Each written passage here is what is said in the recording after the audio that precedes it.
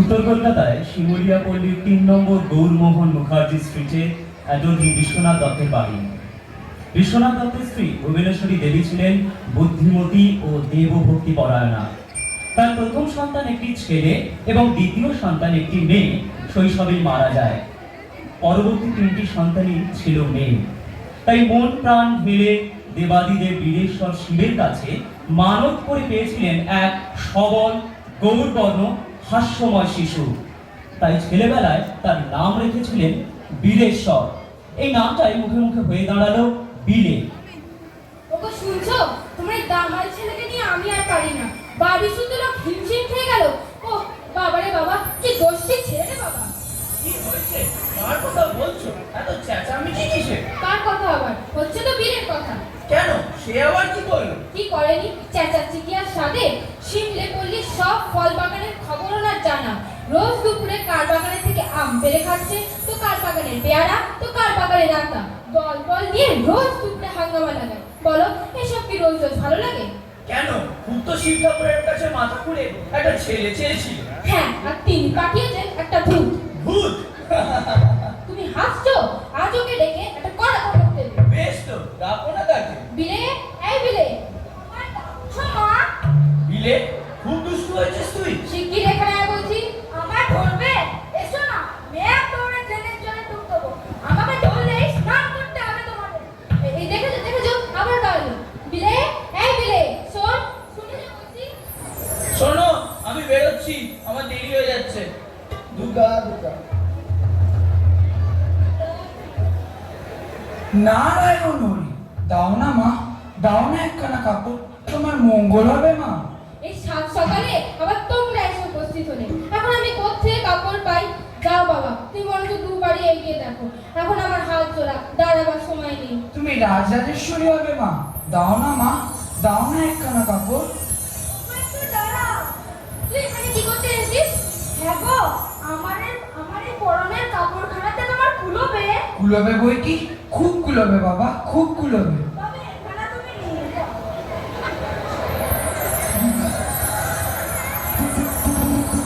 তুমি রাজরাজেশ্বর হও বাবা, রাজরাজেশ্বর হও। ভগবান তোমার মনের সকল ইচ্ছা পূর্ণ করুন। কি সর্বনাশ! বিলে, তুই তোর পরনের কাপড়খানা এইভাবে বিলিয়ে দিলি? তাতে কি হয়েছে মা? আমার তো আরো অনেক আছে, কিন্তু ওর তো আর কিছুই নেই। একখানা কাপড় বই তো না।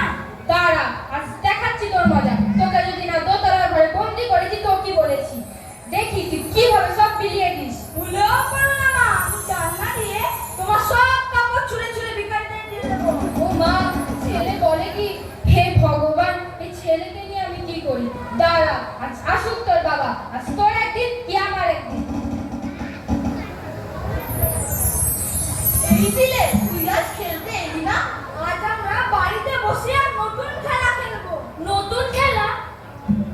সেটা আবার কি রে? ধ্যান ধ্যান খেলা।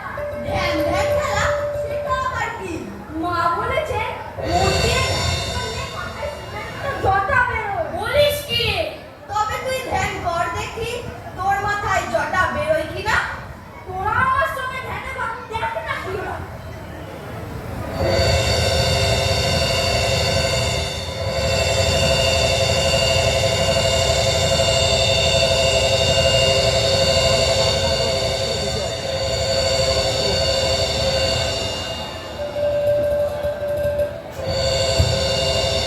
কিরে পালিয়ে পালিয়ে, তোর পাশে বিষাক্ত গোত্রশাল। চুপ চুপ, বেশি চেঁচামেচি করিস না, না হলে একেবারে ছোবল মারবে। চল বাড়ির ভেতরে গিয়ে বড়দের খবর দিয়ে গিয়ে। হ্যাঁ হ্যাঁ, তাই চ তাই চ। ওহ, কি সাংঘাতিক ছেলে বাবা।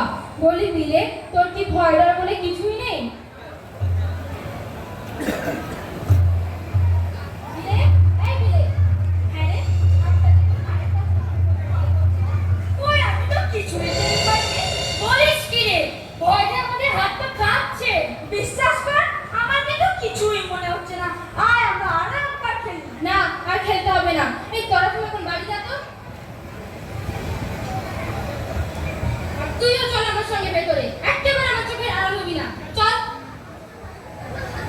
এই হলেন বিলে। ঈশ্বরের অপরিমিত শক্তি তার মধ্যে সঞ্চিত ছিল বলে ধ্যানস্থ অবস্থায় তিনি অমন বাহ্য জ্ঞান রহিত হতে পেরেছিলেন। এরপর স্কুল জীবন শেষ করে কলেজ জীবনে প্রবেশ করেন বিলে। এখন থেকে বিলেকে আমরা নরেন্দ্রনাথ বলবো। কলেজে বিয়ে পড়ার সময় নরেন্দ্রনাথ দক্ষিণেশ্বরের কালী মায়ের পূজারী শ্রী শ্রী রামকৃষ্ণ পরমহংসদেবের সঙ্গে সাক্ষাৎ করেন। নরেন ঘুমিয়েছিলেন নিজের মধ্যেই। সে ঘুম ভাঙল পরশমণির ছোঁয়ায়। ঠাকুর তাকে জাগালেন। একদিন বিকেলে নরেন এলেন ঠাকুরের কাছে।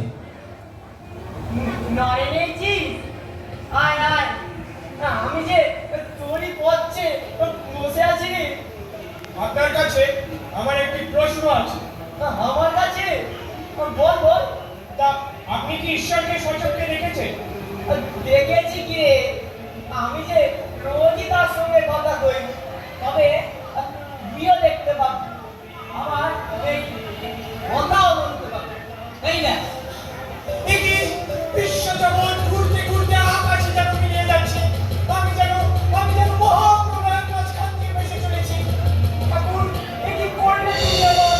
আমার যে মা আছে, বাবা আছে, বলো ঠাকুর, কি করলে তুমি আমার?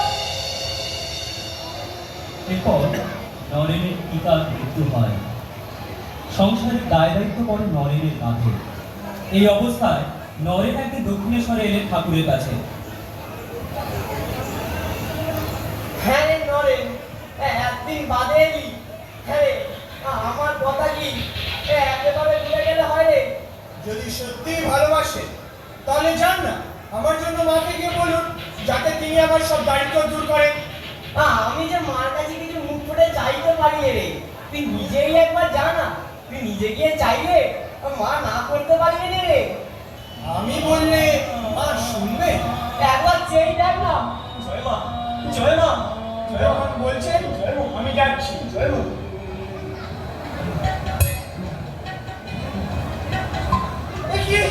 এ তো অবিশ্বাস করার মতো নয়। কে বলে পাষাণ মূর্তি? মা, মা গো, তুমি আমায় বিবেক দাও, বৈরাগ্য দাও, জ্ঞান দাও, ভক্তি দাও মা। কি রে, মার কাছে কিছু চাইবি? না ঠাকুর, সব যেন কেমন ভুল হয়ে গেল। যা চাইবো বলেছিলাম তা কিছুই মনে রাখতে পারলাম না। তাহলে আর তোর কপালে এই সংসার সুখ নেই।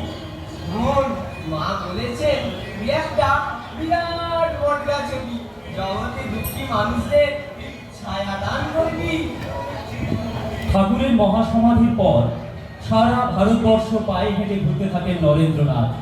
তিনি তখন স্বামী বিবেকানন্দ। 1893 খ্রিস্টাব্দের 11 সেপ্টেম্বর বিশ্ব ধর্ম মহাসভায় ভারতীয় রূপে যোগদান করতে স্বীকার হয়ে যান স্বামীজি। বক্তৃতা মঞ্চে উঠে ঈশ্বরের নাম স্মরণ করে বলে ওঠেন, Sisters and brothers of America, my heart is filled with joy. I am unspeakable to give response to the warm and cordial welcome which you have given to us. স্বামীজির দৃপ্ত ভঙ্গি সুগম্ভীর কণ্ঠস্বরে আপ্লুত হয়ে যান আমেরিকার মানুষজন। সভায় উপস্থিত মানুষ স্তব্ধ, মুগ্ধ, নির্বাক। স্বামীজির বক্তৃতায় মুগ্ধ হয়ে ভারতে চলে আসেন আয়ারল্যান্ডের এক ধর্মপ্রাণা অগ্নিকন্যা মিস মার্গারেট নোবেল, যিনি পরবর্তীকালে হয়ে উঠেছিলেন ভগিনী নিবেদিতা। স্বামীজি, আপনি আমাকে আপনার শিষ্যা হিসেবে গ্রহণ করুন। তোমাকে দেখে ইংরেজদের প্রতি আমার যা ধারণা ছিল তার আমূল পরিবর্তন হয়েছে। আমি বিশ্বাস করি ভারতবর্ষের সেবা ধর্মের কাজে তোমার এক বিরাট ভবিষ্যৎ রয়েছে। ভারতবর্ষের জন্য, বিশেষত ভারতবর্ষের নারী সমাজের জন্য এক প্রকৃত সিংহীর প্রয়োজন। ভারতবাসীর প্রতি তোমার এই ভালোবাসাই তোমাকে এই কাজে প্রেরণা দেবে। আমি জানি স্বামীজি, এদেশের দুঃখ, দাসত্ব, কুসংস্কার এদেশের চরম দুর্ভাগ্য। আমি নিজেকে এই অর্ধ উলঙ্গ অসংখ্য নরনারীর সামনে পরিবেষ্টিত দেখতে পারি। এদেশের মানুষ শ্বেতাঙ্গদের ঘৃণা করে, কিন্তু আমি এদেরই একজন হয়ে উঠে আমার বাকি জীবনটা এদের সেবায় কাটিয়ে দিতে চাই। আজ থেকে আমি তোমার সেবা ধর্মে দীক্ষিত করলাম। তোমার নাম দিলাম নিবেদিতা। ভারতবাসী তোমার ভগিনী নিবেদিতা হিসেবে জানবে। ভগিনী নিবেদিতার উত্থান ঘটল এইভাবে স্বামীজির হাত ধরে। তার দিব্য জীবনের ছায়ায়, তার আবির্ভাবের ১২০ পূর্তির পরও তিনি আমাদের মনে আজও অম্লান। স্বামীজি সম্পর্কে শ্রী রামকৃষ্ণ বলেছিলেন, ও নিজেকে যেদিন জানতে পারবে তখন আর দেহ থাকবে না। 4 জুলাই 1902 সাল শেষের সেদিনে বেলুর মঠে সন্ধ্যারতির ঘণ্টা বাজতেই স্বামীজি তাঁর শিষ্যদের বললেন, আমাকে দুছড়া মারা দে। যা, তোরা বাইরে গিয়ে জব ধ্যান কর, না ডাকলে আসবি না। স্বামীজি, স্বামীজি, আপনার কি খুব কষ্ট হচ্ছে? গরম বোধ হচ্ছে, এই জানালাগুলো একটু খুলে দাও। স্বামীজি, আমি একটু বাতাস করছি, আপনি একটু বিশ্রাম করুন স্বামীজি। না, বাতাস করতে হবে না। যাও, ছুটে যাও, মহেন্দ্র ডাক্তারকে ডেকে আনো। ডাক্তার ডেকে কি হবে? আমি যে এখন মুক্ত, সমস্ত বন্ধন ছিন্ন হয়ে গেছে। তবে কি আপনি বুঝতে পেরেছেন স্বামীজি, আপনি কে? হ্যাঁ, পেরেছি বই তো। আমার যা দেওয়ার ছিল দিয়ে ফেলেছি, এখন আমাকে যেতেই হবে। ডাক্তার এসে দেখলেন হঠাৎ হার্ট বন্ধ হয়ে স্বামীজির দেহাবসান হয়েছে। তিনি আর ইহলোকে নেই।